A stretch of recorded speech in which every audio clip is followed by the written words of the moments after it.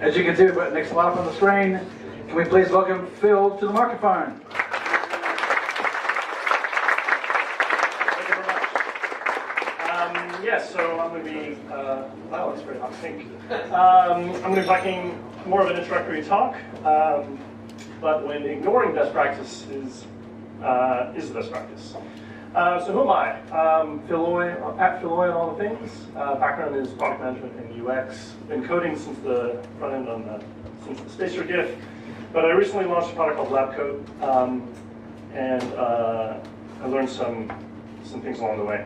So just real briefly, I won't make this too much of a commercial. So it's start off, I'm doing it myself. And it's a tool for designers, front-enders to basically design and prototype in production. So without changing your anything on the server side, you can try new designs and do it with real content, real data. So just a really quick demo. So we have, let's say, Wikipedia, and you want to, let's say you worked at Wikipedia and you wanted to mess with it. Without having that thing running locally on your machine, you might say, well, go to our little Chrome extension and you say, try that design. And now we have a redesigned Wikipedia locally, and it still works. So everything is still there. You can still do things like, you still have autocomplete, and you say, I can actually get to and you can, perhaps you meant JavaScript. But the point is, it's using the real site, real content, real data, everything still works. The URL is still there, and it's got HTTPS. So it's kind of like a man in the middle attack for good. So yeah, so there's an editor, and you can go in and write your own CSS, JavaScript, CoffeeScript, Less, Sass, whatever. Yeah, so that's what LabCode is.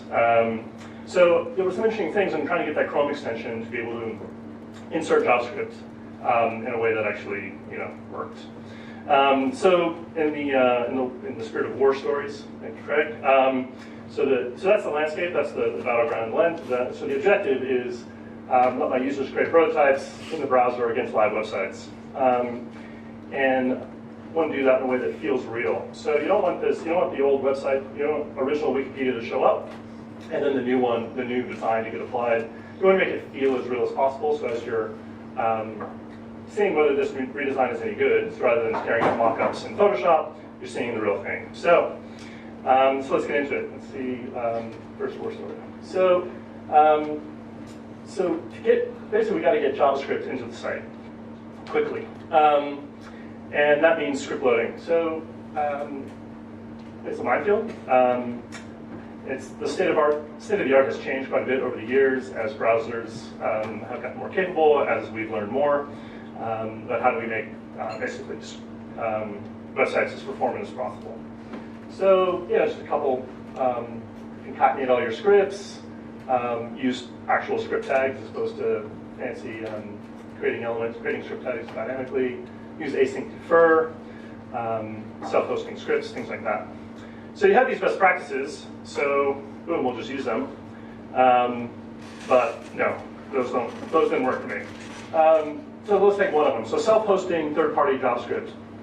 So every time you link to another JavaScript bot or another domain, that's another DNS handshake, which just slows things down, and that's drag.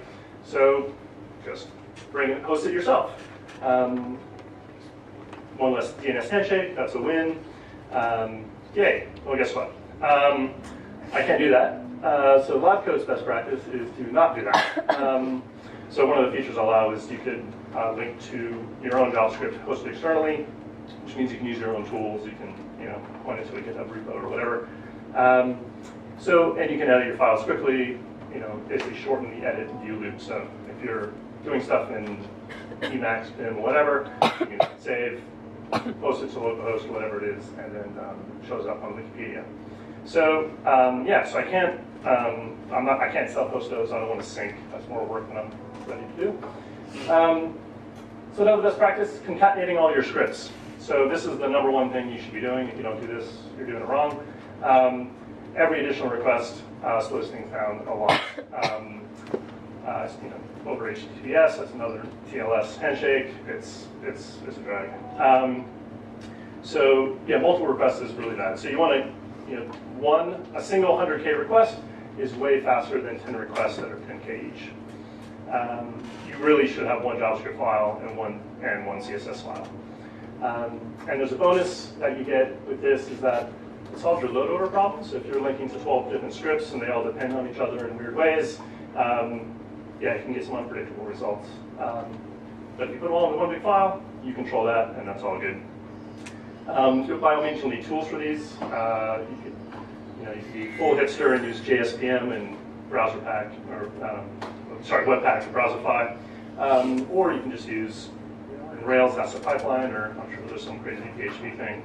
And or in this crowd, Grunt and Gulp, I'm sure has some NPM command away. So anyway, great best practice, fantastic. Yeah, I can't do that. So I'm not self-hosting the files, so I don't have them, and I don't want to do them inside the request loop. So every time you make a change, I'm not going to grab all your files and serve them up for Wikipedia. So I can't concatenate, which is a drag. So another best practice is, for a while there, I don't know how common it is today, but you should totally use the Google Ajax CDN. Microsoft's got one. There's tons of them out there. The idea is you host, instead of using your own jQuery, you use the one that's hosted on Google's servers, and it's great on paper, right?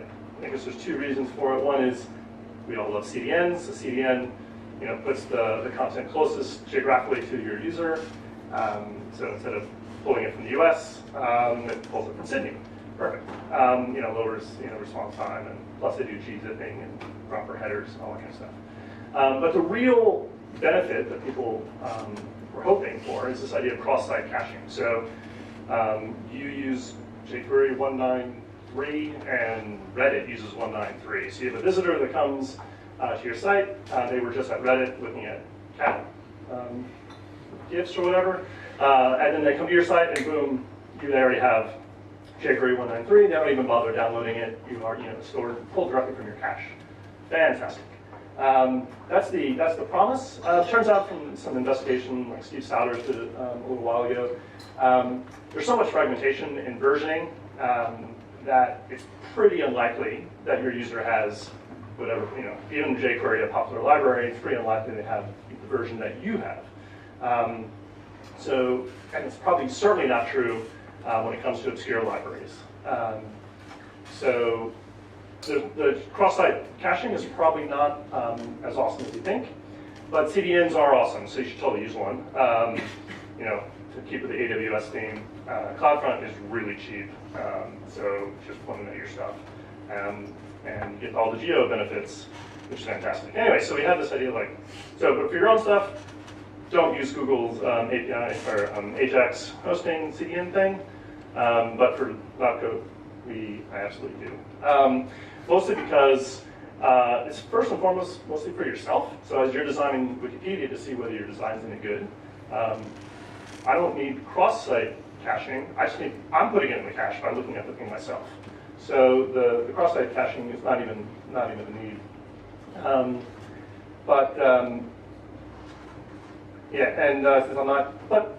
Since I'm not self-hosting, I got to point it to somewhere. Why not use the CDN? So I am letting somebody else pay for my CDN. In this case, SYDJS, which if you haven't checked out, and you do decide that you want to use this, it is fantastic. They have every library under the sun, every version, and it's powered by Cloudflare, and it's free. It's awesome, but you shouldn't use it normally. This is a best practice that was from a while ago. This idea of the right way to link to JavaScript files is to, at the bottom of your page, write an inline script that creates a script tag dynamically, and then appends it to the head. Yeah, don't do that. It's terrible. What that actually does is it waits until your page is completely done, DOM ready, and then it starts the download. So if your download takes a second, your execution doesn't even begin to a second after DOM ready. So that's bad. And the other thing is browsers have what's called a pre-scanner. So normally the way this works is, you think about you have an inline script tag. Your parser goes down the page, and when it finds a script tag, everything stops. It says, wait a minute, this thing might have document write in it. I'm going to chill out and work on the script, download the script, execute the script, and then I'll continue on my merry way. But browsers have been dealing with really poorly authored HTML for a long time, so they have what's called a pre-scanner that goes through and finds any sub-resources in this page even before the parser gets there. And if it finds a normal script tag, not async, just an old school script tag, it's going to fetch it. It won't execute it until the parser gets there, but it'll fetch it. So this download will happen in parallel, even from normal script tags, if you're using a modern browser. Actually, not even that modern. So don't use this dynamic shift insertion. But I do, because Labco's a third-party tool. So I can't mess with Wikipedia's markup as it's coming from the server. I can only deal with it once it gets to my user's Chrome browser. So at that point, the only way to actually inject scripts is to dynamically write scripts like that. So I do add them early, so I do get some parallel downloads, but yeah. I do it, but you shouldn't. Use async. So your plain Jane JavaScript linking, script tag source equals. Async is an attribute, and what that does, it downloads in parallel and executes it as soon as possible. So that may be before DOM ready. So HTML is parsing the document, it's downloading it as soon as it can. Once it has the file, it executes it, and it will pause parsing while it's doing that, and then it will resume. So really, this is designed for scripts that aren't required to render the page, which should be all of them. Should do things unobtrusively. But if you have a single-page web app, that's probably not right. But if you have a script that really does major heavy DOM manipulation, you probably don't want to do async because, so think of a script like Optimize Me, which is doing A/B testing on your site. You don't want to see version A, and then at some point, version B pops up. So version B, basically all your statistics are completely screwed by that point, which, to be clear, they're probably screwed anyway because Optimize Me's ghetto. But in general, if you had if you're concatenating all your scripts and you have a single script, async is the right way to go. And there's the warning at the bottom. There's no guarantee about execution order. So if you have 5 scripts and they all are marked async, they may get executed 1, 2, 3, 4, 5, or 5, 4, 3, 2, 1, or any mix in between. So definitely something to watch out for. So if you're not concatenating and you're linking to jQuery and a plugin and your own JavaScript file, you may get $, the hell's that, in your console. I'm not using async. Because I'm not concatenating, the scripts may get executed out of order. And lab code, like when someone's writing JavaScript, they actually are manipulating the page. So probably saying, I want this div gone, I want to move this one over there, I want to change this HTML, I want to insert this other truckload of HTML. It's actually changing the markup dramatically. It's unlikely someone's going to be inserting tracking scripts and stuff that's behind the scenes. So async is actually the wrong tool for me. But if you look on Stack Overflow, how to link to JavaScript, it'll say async true. Incidentally, async false, you get a nice deprecation notice. As far as I can tell, that'll be around for a long time. I don't have to worry about it. Use defer. So it's another attribute on the script tag. And the idea is it'll download in parallel, but it will not execute until after the page is after DOM ready. So this sort of a little bit of an accident in history. Defer predated async, and defer was what IE used essentially. It was a way to teach IE to do things async. And it's stuck around as in the stack that if you have async equals true and defer equals true, in modern browsers it just treats it as async. But in old IE, it'll just use defer, which means async. So kind of a weird thing. So if you're using async in a modern browser, you should just do async defer. but knowing that it's doing async. But if you're just using defer on its own, the idea it postpones execution until DOM ready, and execution order is guaranteed. So if you have 5 scripts and you put defer on them, it'll do the right thing, download them in parallel while it's parsing. When the parsing's done, it'll execute 1, 2, 3, 4, 5 in order. There's an asterisk in that, in theory, there's some bugs around, but as far as I can tell, it's really old IE, unsurprisingly. So I personally have not found any issues. Yeah, so lab code. I actually do use defer, so it is at least one best practice that I am using. But I'm using it without async. So putting it all together, this is exactly what you should not be doing on your websites.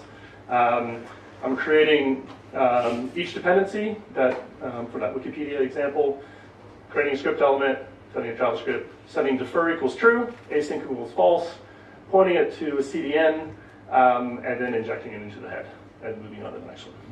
So yeah, don't do this, but this is absolutely the right thing for me. So second battleground, because our cousins at SYDJS, I should offend them as well. There's probably at least someone come to this meetup as well.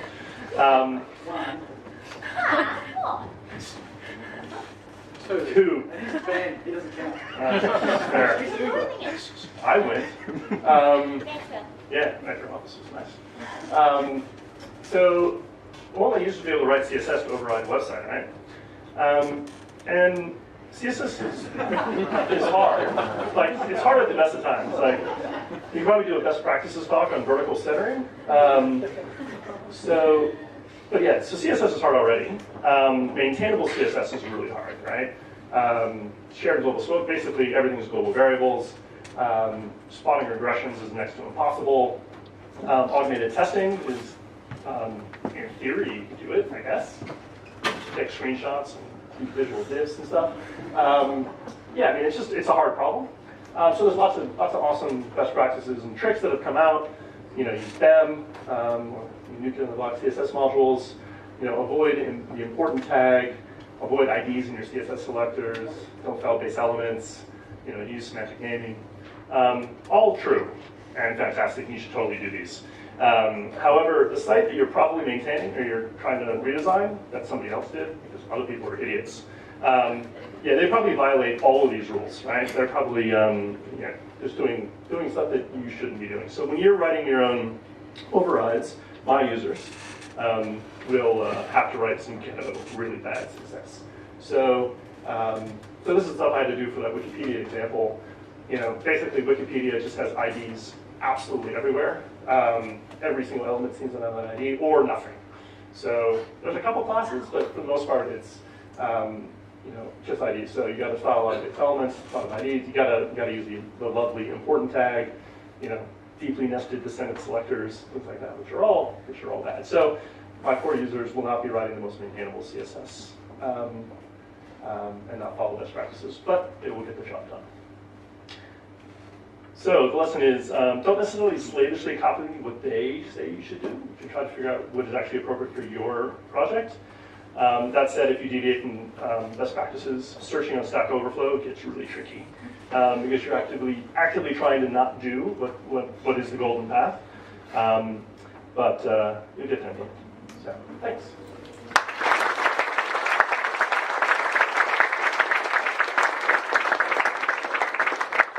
Do you have any questions for Phil? We have no questions for Phil. We have one question for Phil. Just what was the CDN song? CDNJS.com. Other questions for Phil? Not so much a question as 2 statements. One of them just because of that. CDNJS is awesome. And also, there are a few people before talking about Angular. The number of examples where Angular says you should import Angular as an async script at the top, or load the script at the bottom is insane. Load at the top, don't use async, because otherwise your app will look like shit. And that's really important. Yeah, and it's the same with any single page. I'll take that as an answer. Can we put our hands together again for Phil?